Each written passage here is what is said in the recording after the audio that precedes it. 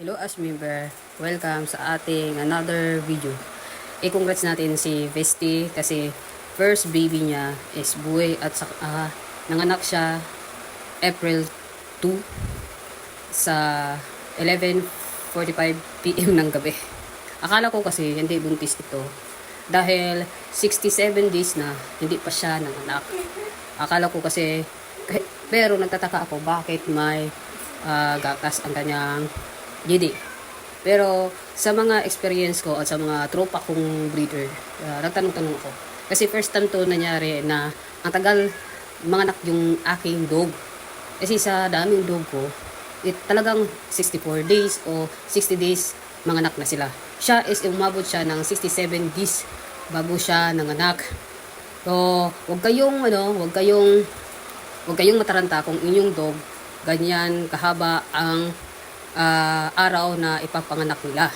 Kasi may mga dog, i-share ko lang sa inyo. Kasi may mga dog kasi na isa lang yung anak, kaya matatagalan ang kanilang pag-deliver sa kanilang puppy kasi isa lang talaga yung anak or dalawa. Based sa aking experience talaga bilang isang breeder. Kaya hindi ako nataranta, hindi ako baka masiis yung aking dog kasi si Beastie talaga maliit yung sipit niya. Pero nakikita nyo naman dyan na lahat ng mga dog ko na nagbubuntis o nagdi-deliver ng mga puppies nila ay tinutulungan ko talaga. Ako mismo ang tumutulong sa kanila. Kaya blessed ako na wala talagang CS sa aking mga dog. So, pinabuntis ko siya para matry niya maging mom. Kasi kung pabuntisin natin siya na 3 years old na siya, parang mahihirapan siya. Kaya ngayon na 2 years old na siya, kaya aking pinabuntis. Nabuntis siya isang puppy lang. Pero pasalamat naman ako dahil normal ang kanyang pag-deliver. Hindi siya nahirapan, pero medyo talaga natatagalan kasi umaga pa lang hindi na siya nakatulog. Nag-iri siya, pero tinutulungan ko siya hanggang umabot na kami ng gabi.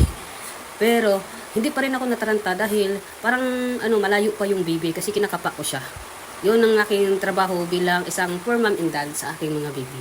Kaya, i-congrats natin si Vesti. Sa wakas, siya ay mommy na. Nag-iisa niyang puppy at saka ang dami niyang gatas talaga. Kasi, madami siyang gatas, guys. May vitamins siya para madami yung gatas sa kanyang didi. May vitamins din siya para pangpalakas ng katawan at saka sa baby niya. Healthy din yung baby niya. Akala ko wala talaga. Pero nagpasalamat ako kasi may isa. Talagang lumabas is a baby boy. Kaya guys, ito lang yung aking share. Follow naman sa ating friends at saka like and comment. Pwede naman kayong magtanong para masagot ko po yung katanungan. Maraming pong salamat. Hanggang sa muli. Bye bye.